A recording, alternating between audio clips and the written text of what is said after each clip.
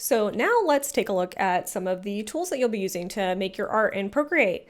The most important probably being the brushes. All of these tools live up on the top right, and the paintbrushes here, if you click this icon, you'll get the drop down that'll take you to where all of your Procreate brushes live, including the ones that Procreate comes with by default and any third-party brushes that you might pick up along the way. I'm a huge fan of MaxPack Procreate brushes. You can find them on Gumroad, and there's a bunch of different collections of brushes that you can get there, and they're all awesome. I really like them, but Procreate comes with some great options just right out of the box. So if you click sketching, you're going to get some that are more like actual drawing pencils. I'm a really big fan of the 6B because it's nice and bold. A lot of them have, if you come in and draw at an angle, have this nice sketchy like shading quality to them. And a lot of brushes in Procreate have that. So be sure to play around with the possibilities. And you have some pastel options here, like a nice noisy chalk. Really like that one. Inking is also one, probably it's a great one to start out with. There's some nice, clean, smooth inking. So the Studio Pen gives you this really nice, clean edge, or something like Dry Ink has a little bit of fuzziness to it.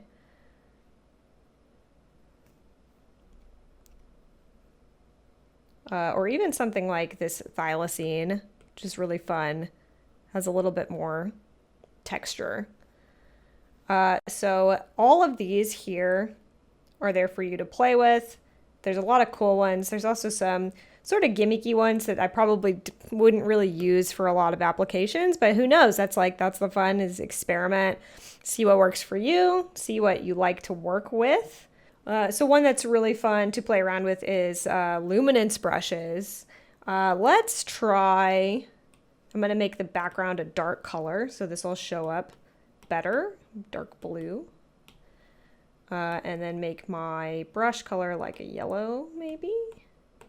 And you can see, got my luminance brush selected and paint on there, and it has this glow already built in. That gets quite blown out if you add pressure. So that's something that's really fun to play around with. And I'd recommend just going through here and seeing what you gravitate naturally towards. Like I mentioned before, the inking is something that really drew me in when I got started with Procreate. And I like to draw a lot of things that are like clean and bold lines. Versus something more painterly, but it's really cool like how much flexibility there is with that in Procreate. So I definitely recommend you play around and find out what your preferences are, find out what you like to work with. So there are a lot of great resources out there if you want to branch out from the stock Procreate brushes. As I mentioned, MaxPack is a great option, and they have some inexpensive brush collections if you'd like to get started with something, or even just Googling around to see what you have. One of my favorite brushes that I use for sketching and storyboarding is this fat pencil brush, and I just found it from Googling, looking for a certain type of pencil brush, and I found it posted on the Procreate forums. So I definitely recommend just keeping an eye out. And if there's a particular type of look and feel that you're trying to replicate and you're struggling, there's a lot out there that you can find. So I got another little mushroom guy here. Looks kind of broccoli-like. And I want to show you the smudge tools. Now, this isn't something that I use very frequently in my own work, again, because of my tendency toward these kind of bolder, cleaner lines. But this can come in really handy in unexpected places and help you kind of capture more of that painterly aesthetic if that's what you're going for. So again, if you click on the icon after you've selected it, you're going to get a drop down, and you'll notice that the menu is completely identical to the brush menus. If I scroll down, all those Procreate defaults that you should be seeing will be here. And you can use any of these brushes as a smudge brush. And what that means is it's not just making a mark like you would expect. And you can see if you look up in the top right, my current color should be this darker green. And that's not what we're seeing here. So if I'm drawing over here with the smudge brush, nothing is happening. And then if I take it over to the artwork, we start to get more. So let's try a different brush just to see what happens. Maybe the inking, and just try simple studio pen. So you can see it really is just doing exactly what you're seeing in the name. It's smudging. If you want to kind of push stuff around, get some of that natural looking blending in there too, it can be really helpful. Something else I like about the Max Pack brushes is that they each come with a set of brushes that were made specifically for smudging. Especially so, these are the watercolor brushes, and here's like a set of Max Pack watercolor brushes, a lot of different stuff to play with.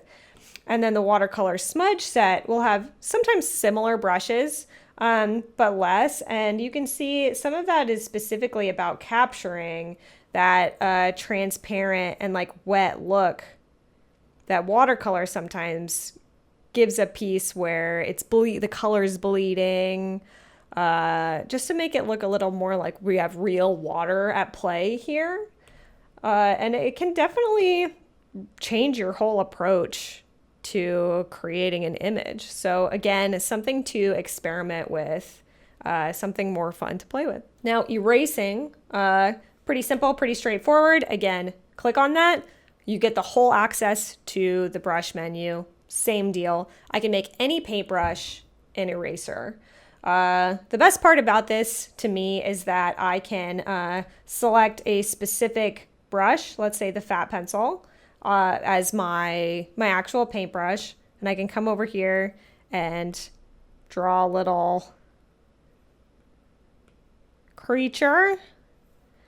And then if I want to make, a tweak, maybe I made this line too thick and that's not what I want. Well, if I just have any old brush as the eraser, it's pretty obvious. Well, maybe this isn't the perfect example, but it's pretty obvious that whatever is making this eraser mark is pretty distinct from what I put down initially. Now, if I use the fat pencil as an eraser, I can keep that look maintained. Well, it's just nice to have the flexibility. On the flip side, there are definitely times when you might want to be able to cleanly erase a section and have a distinction between those two marks. So now I take Studio Pen and I'll make that my eraser, nice and clean. And erase. And maybe this is something I want at some point. And now we have a differentiation between these perfectly clean lines and the texture of the pencil. I wanted to take a quick look at the process of importing Procreate brushes. If you're using third-party brushes like the Max Pack brushes that I really like to work with, super simple to get those into Procreate. So let's just go over that now. If I am buying third-party brushes, you can see here I bought my Max Pack brushes via Gumroad.com, which is a source of a lot of stock material, plugins, different things for creative software. So I have here my download page where I can see I've got the Retro Max Pack. Here are the files that it all comes with all of these. So I can go ahead and download the brush pack here. It'll prompt me. I will confirm that I want to download it, and then you can see the download progress up here in the top right. So if I click on that, you can watch it go. It should go pretty quickly. And once that's done, I can click through on this magnifying glass, and it's going to take me where it is. So I'd already had this pack downloaded, so now you can see here's my duplicate, Retro Max Pack 2, and it's in my downloads folder in iCloud Drive. So if I back out here, here's iCloud Drive on the left, click downloads, that's going to get us right back here. So to import this into Procreate, let's jump over to Procreate, and then we'll open up the brush menu, and you're going to want to click this plus sign up at the top right, and then import here up at the top right. So you can ignore everything else that came up just now, hit import, and we'll select Retro Max Pack. You want to click on the icon and it will start to import. And it's as simple as that. Now we have the Retro Max Pack here at the top with all of the brushes. So it is a super simple process. And if you want to delete libraries that you made, you can just tap on that, click delete in case you have any duplicates. So now that we've got a good handle on Procreate's brush systems and how to import third-party brushes, you've got a lot to play around with. So let's move on to taking a look at Procreate's layering system.